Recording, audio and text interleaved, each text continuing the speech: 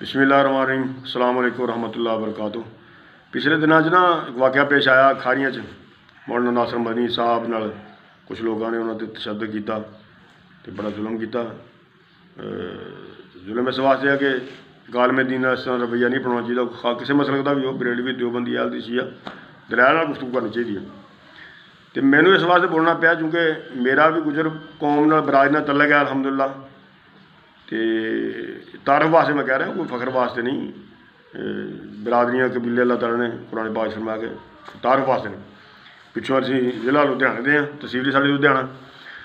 तो मैनू इस वास्ते गल करनी पई है कि सानू शर्म आ रही है, लोग सानू मेहणे मारते हैं, ताने मार रहे हैं, असीं किसी नूं मूँह विखाउण जोगे नहीं, साडे पल्ले कुछ नहीं रहा।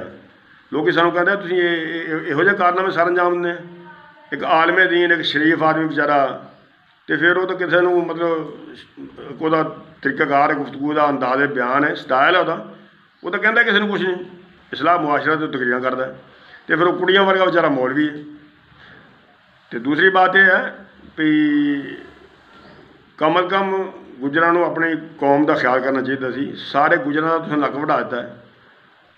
गुजर तो बड़ी मेहमान नवाज कौम है, तो बड़े रवायात के हामिल ने, और ये तो कभी किसी धोखा इस तरह नहीं करते। फिर घर बुला के धोखा करना, माँ के नाँ से माँ को दम करना जी, या माँ के वास्ते दुआ करनी है जी, तो फिर उन्होंने धोखा करना, ज्यादती करनी, कितनी बुरी गल है।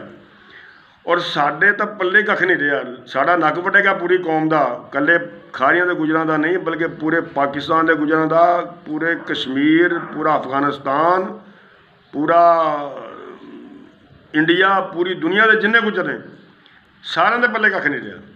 तो चौधरी साहब, गुलाम रब्बानी साहब को सानू भी दसो, असीं लोगों को कोई दसीए, साढ़े तो पल्ले कोई नहीं, साढ़े को जवाब कोई नहीं। तो दूसरी गल यह है भी अगर बिलफर्द वाक़या हो गया सी तो फिर कम अज़ कम कुड़ियाँ प्रैस क्लब में नहीं सी लैके जानियां। फिर चौधरी साहब परचा चलना सी, तो किसी नाल बहादुर बंदे नूं हत्थ पाई, किसी वड्डे बंदे नूं हत्थ पाई दा, जिहड़ा लड़न वाला होवे वो तो शरीफ आदमी बेचारा, वो तो मुहब्बतां वरदा लोगों नूं। तो दूसरी गल है मेरी गल मैं गुजारिश कराँगा बिलावड़ा शरीफ वाले अगे कि तुहानूं इन्ने नाराज़ होने की जरूरत नहीं सी, हुण तुहाडी लोड़ सी, गल तो उन्हें अच्छी की है। हुण जरूरत है, हुण दुनिया सारी परेशान है, पाकिस्तान के लोग परेशान है, गौरमेंट हुकूमत सारी परेशान है। हुण आओ मैदान में जाके मार फूकां, ईदों पिछे तंबे नूं फूकना, उन्होंने अगले नहीं करना। हुण तुहाडी लोड़ है, हुण मैदान में जा, हुण आके लोगों को फूकां मार, तूं लखां बंदे नूं फूकां मार के कैंसर के मरीज़ भी ठीक भी, हैपाटाइटिस के मरीज़ भी ठीक होगा जी, हार्ट के मरीज़ भी ठीक हो, सारे ठीक कर। हुण प्यो का पुत बन मैदान में आके लोगों को मार फूकां, लोगों ठीक कर, कोरोना तो साडी जान छुटे।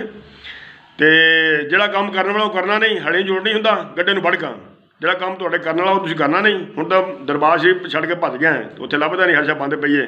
तो कोरोना जो चलेगा चले जाएगा, फिर तू आ जाना, फिर आके लोगों को फूका मारन लग पैना, फिर मरीज़ों ठीक करना। दूसरी गल यह है कि मैनू पता लगा सोशल मीडिया से पढ़िया है कि जनाब हुणी 18 साल तो एक दिन भी एक लम्हा भी नहीं सुते। मैं इस बारे ज़्यादा तफसील नहीं करना, मैं सिर्फ इन्नी गल कराँगा वो मुरीदां अगे भी, वो भी 18 साल नहीं, सिर्फ 18 दिन साढ़े को बतौर मेहमान तशरीफ लियाओ, असीं इंशाअल्लाह तुहाडी मेहमान नवाजी करांगे।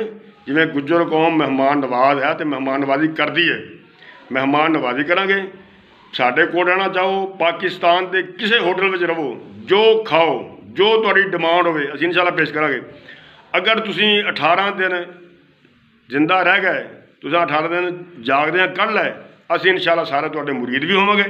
तो जिहड़े कोई चार सियार साडे ज़मीन दे है इंशाअल्लाह असीं वो भी तुहाडे नाल लवा लांगे।